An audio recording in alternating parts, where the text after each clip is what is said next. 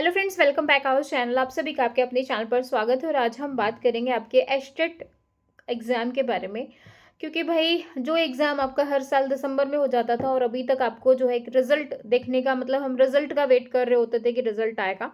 But अभी तक जो है आपका एग्ज़ाम ही नहीं हुआ है और आप सभी को पता है कि आपका जो एग्ज़ाम है वो किस वजह से जो है आपका आगे गया है कि भाई टेंडर की वजह से, है ना? तो जो है ये सारी चीज़ें होने के बाद भी एक डेट जो है वो आगे निकल के आ रही थी कि आपका एग्ज़ाम जो है वो 8 और 9 फरवरी को ले लिया जाएगा, ठीक है? तो ये सारी चीज़ें आ रही थी। अब जो है एक एक और चीज़ आ रही है कि भई आपका एग्ज़ाम जो है वो 15-16 फरवरी को भी हो सकता है, क्योंकि अभी जो है चीज़ें जो है वो अच्छे से नहीं हुई हैं, तो किस तरीके से होगा? अब बच्चे जो है लगातार, क्योंकि भई जब तक पेपर नहीं हो जाता है तो हम एक ही चीज़ में लगे रहते हैं। एग्ज़ाम हो जाता है तो आप किसी दूसरी चीज़ पे फ़ोकस कर पाते हैं, क्योंकि भई जो बच्चे लगातार काफ़ी बार जो एग्ज़ाम दे चुके हैं तो उनके लिए ये है कि भई अब की बार हमें एग्ज़ाम जो है वो क्लियर करना है, हर हाल में करना है और कैसे भी करना है, ठीक है? तो यही सारी चीज़ें जो हैं वो निकल के आ रही हैं और अब जो है एक तो हम एग्ज़ाम स्ट्रैटेजी की बात करेंगे और एग्ज़ाम डेट की अगर मैं बात करूँ तो मैंने आपको बताया कि अभी ऐसी कोई फाइनल डेट आई नहीं है।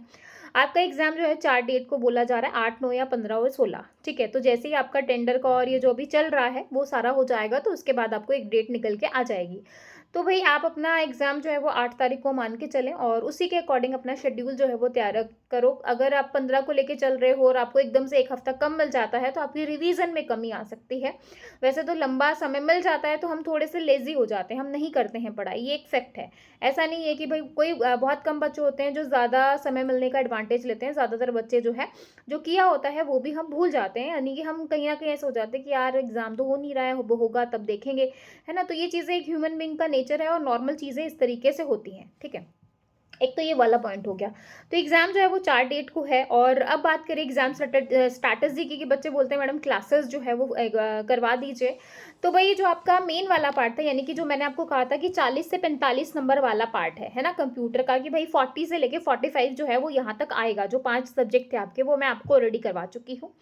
और अगर आपको उसमें से किसी को भी डाउट है तो मुझे बता देना। और मैंने जो है आप लोगों को 2014 से लेके 2020 या 22 तक जो है पेपर दिए थे एनएस क्लासेस एप्लीकेशन के ऊपर, तो मैं एक बार फिर से जो है उन पेपर को अपडेट कर दूँगी। आप एक बार उन पेपर्स को कर लीजिएगा और 2023 का भी आपका जो है आजकल मैं अपडेट कर दूँगी, तो सारे पेपर आपके अपडेट हो जाएँगे। तो फ्री में है वो पेपर्स, तो आप जाके जो है उनको लगा सकते हो। आपको पता चल जाएगा कि 60-60 नंबर में आप कितना स्कोर कर पा रहे हो प्रीवियस ईयर में, ठीक है?